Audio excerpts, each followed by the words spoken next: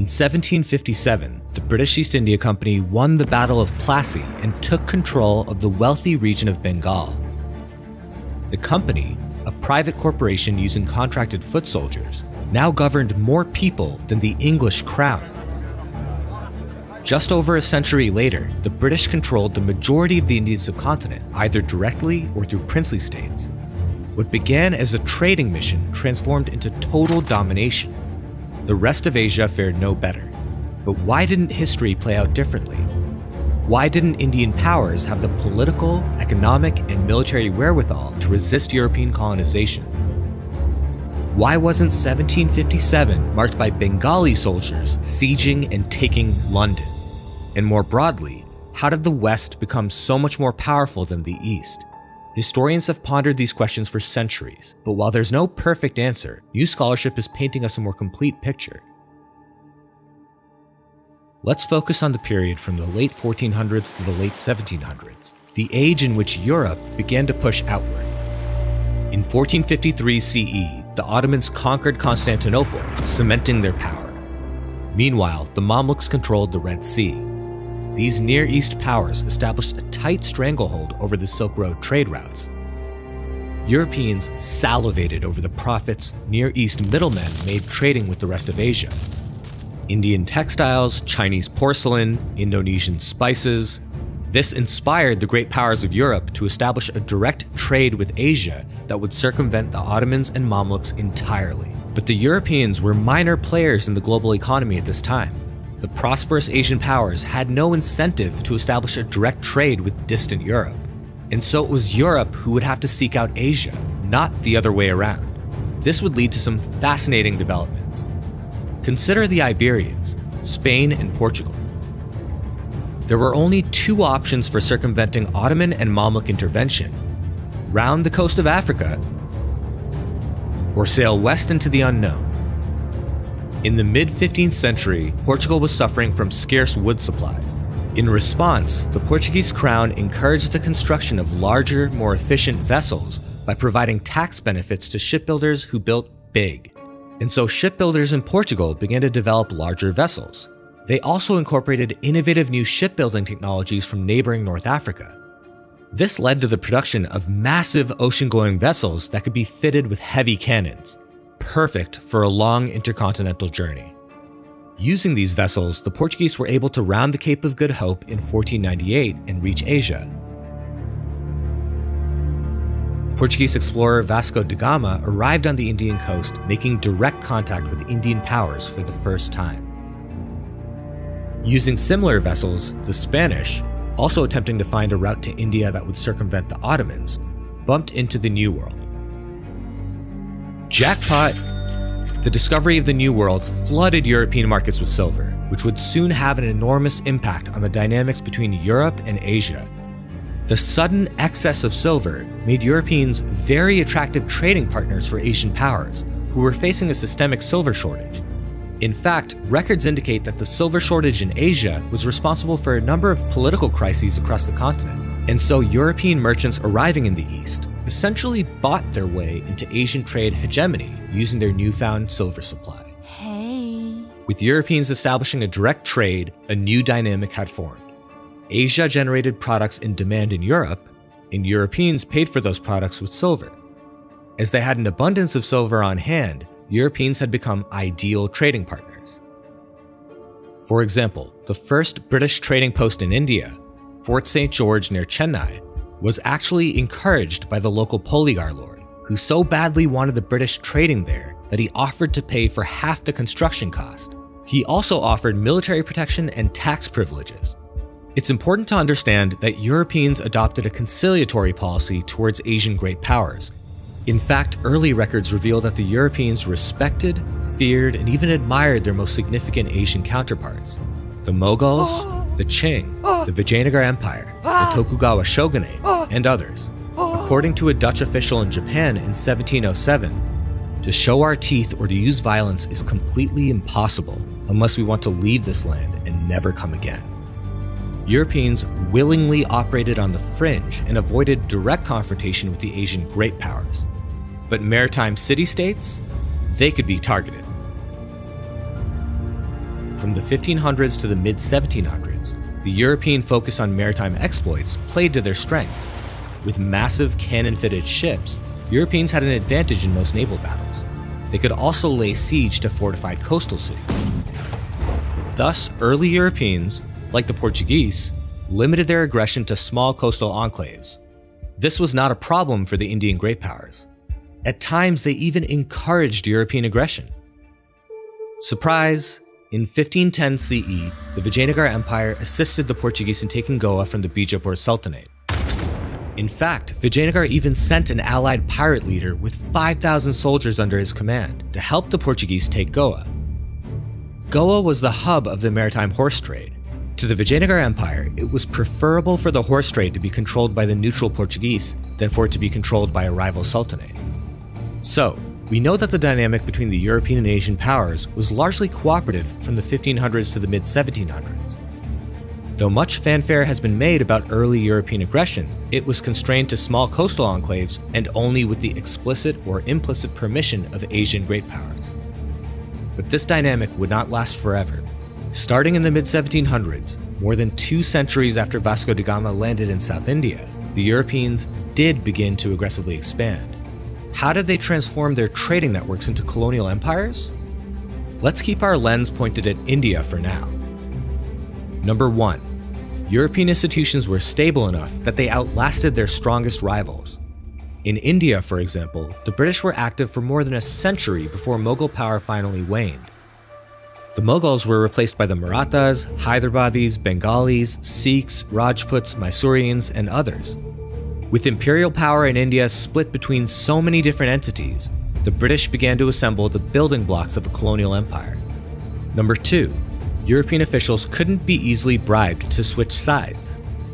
Though the agents of European trading companies did regularly accept bribes, they could not be easily bribed into treasonous activity. Why? Problematic European officials could simply be replaced. They had no independent political power. By contrast, Indian lords were easily bribed to switch sides.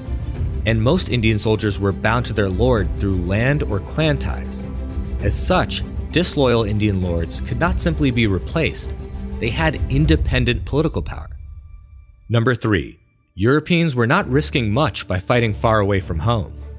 When Europeans lost battles in Asia, it did not threaten their civilizational existence or even their mission. They could simply regroup and reinforce. But when an Indian power lost battles, it could lead to total collapse. Indian powers were especially vulnerable to a total and sudden collapse due to the domino effect of local lords switching sides. This is a well-established historical pattern.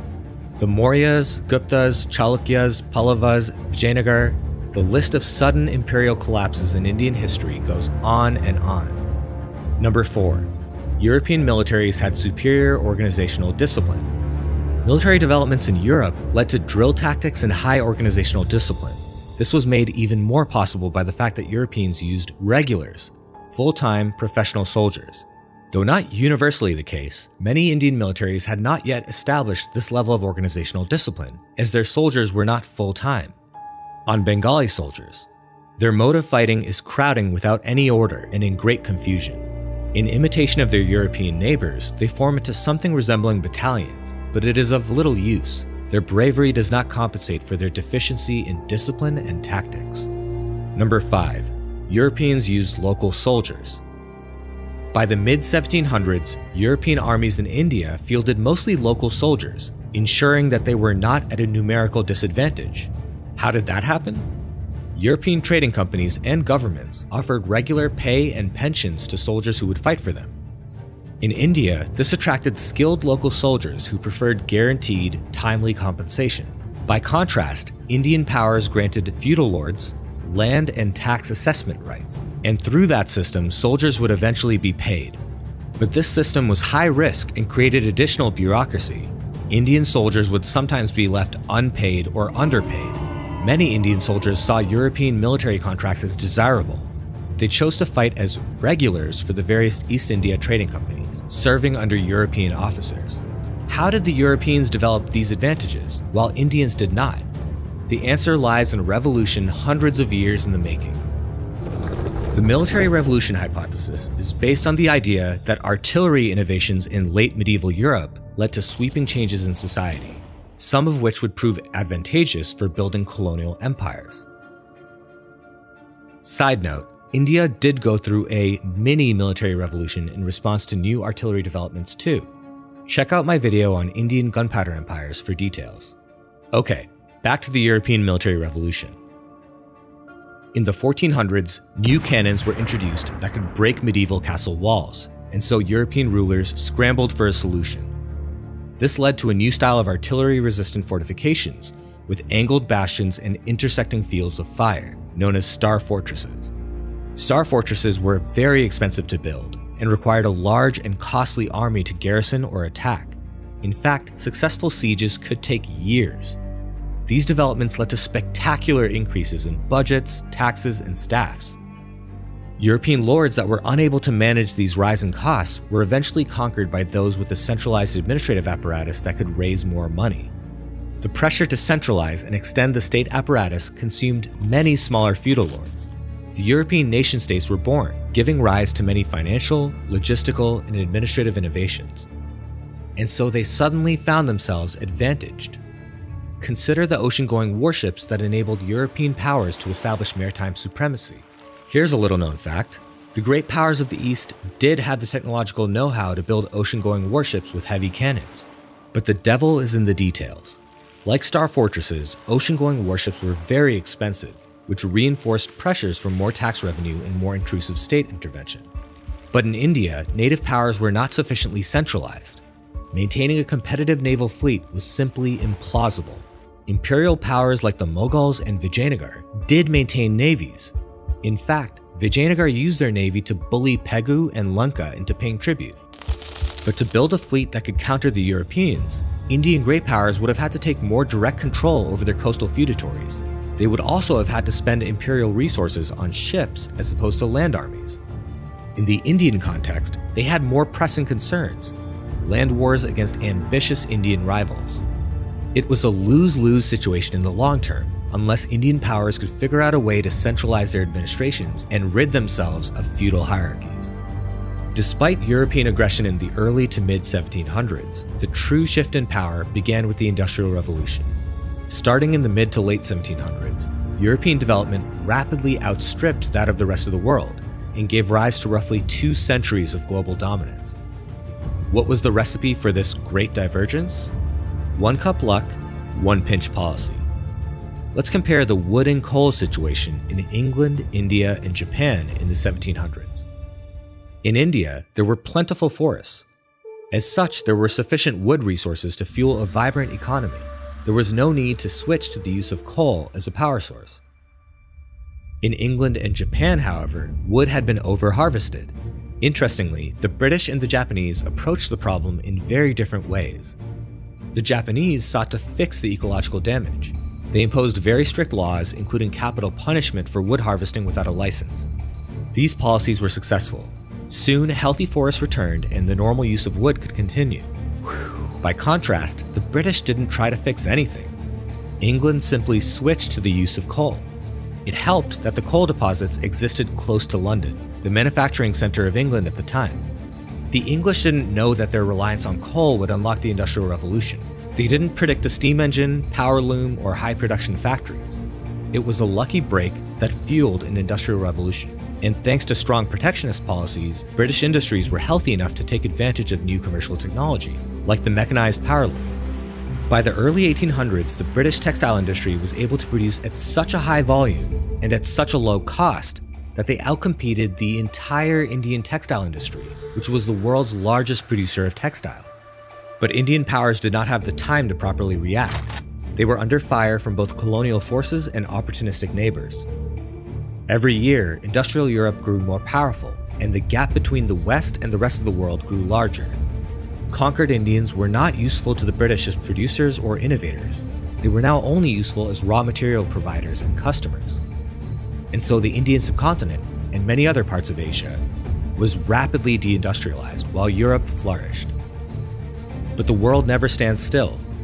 Today, the East is securing its historical position at the top of the global power hierarchy, ending the West's 200-year turn. Got some exciting news for the channel. I know a lot of you have been asking about whether I'm going to start a Patreon. I've actually gone ahead and started a Creator Guild page. On Creator Guild, you can support me in a number of different ways, from making custom requests to leaving tips. It's a really interesting platform, so if you'd like to support the channel, go check it out.